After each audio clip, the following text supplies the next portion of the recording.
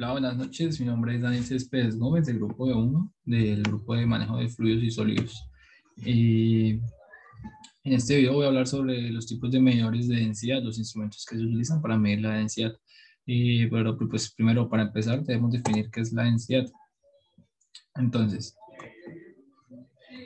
¿qué es la densidad? La densidad, como ya todos sabemos, es una magnitud escalar referida a la cantidad de masa en un determinado volumen de una sustancia o un objeto sólido. Sabemos que es una propiedad intensiva, quiere decir que no depende de la cantidad de materia que posee un cuerpo.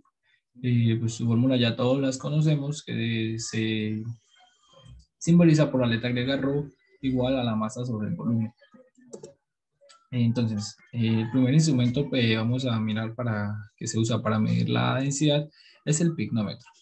Eh, ¿Qué características tiene el pignómetro? Pues su volumen es conocido, utiliza la gravimetría a una determinada temperatura, es construido por lo general con vidrio o acero inoxidable, dispone de un tapón provisto de un finísimo capilar y usa de referencia la densidad conocida de un fluido que generalmente es la densidad del agua o el mercurio, pero pues este casi no se usa debido a que es muy tóxico. ¿Cómo funciona? Funciona diferente para sólidos y líquidos muy viscosos y para pues, líquidos fluidos. Para sólidos y líquidos muy viscosos, primero se pone el polvo hasta llenar a ras. Se pesa dando el peso de la muestra del polvo, se termina de llenar con agua desionizada o destilada y se registra el peso del líquido desplazado. Y para los líquidos fluidos, simplemente se pesa el pignómetro vacío, se pesa cuando está lleno a ras de agua destilada y por último se llena a ras con el líquido. Cabe aclarar que siempre hay que mantener la misma temperatura. El siguiente dispositivo que encontramos es el hidrómetro. Estos hidrómetros están hechos generalmente de cristal, tanto su bombilla como el tallo. En la bombilla se dispone una porción de mercurio o plomo que flotará cuando se haya introducida en el líquido que se va a medir. Y en el tallo figura la escala que indica la densidad. Para efectuar la medición de la densidad de un líquido, se necesitará llenar un tubo de ensayo con el líquido en cuestión y acto seguido se introduce el hidrómetro. El siguiente dispositivo que encontramos es el densímetro.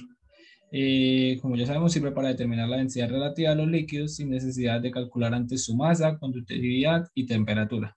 Normalmente está hecho de vidrio y consiste en un cilindro hueco con un bulbo pesado en uno de sus extremos para que pueda flotar en posición vertical.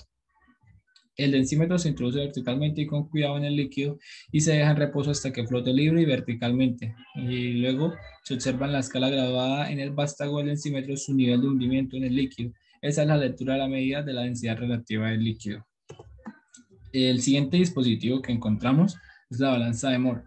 Es una balanza de brazos desiguales que se utiliza para la determinación de densidades de líquidos.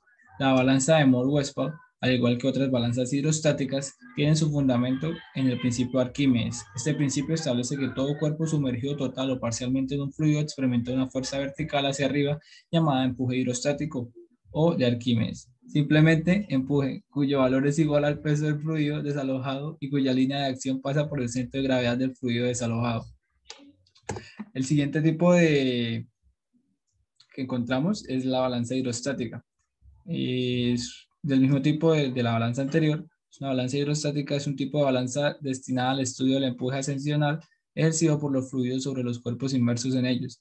La balanza hidrostática consta comúnmente de dos brazos, de los que cuelgan dos platillos. De uno de ellos se cuelga el objeto del cual queremos determinar su volumen y en el otro las pesas calibradas para determinar su masa.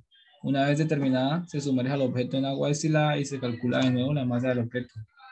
Este tipo de balanzas pues son muy primitivas y pues los resultados que se obtenían no eran muy exactos.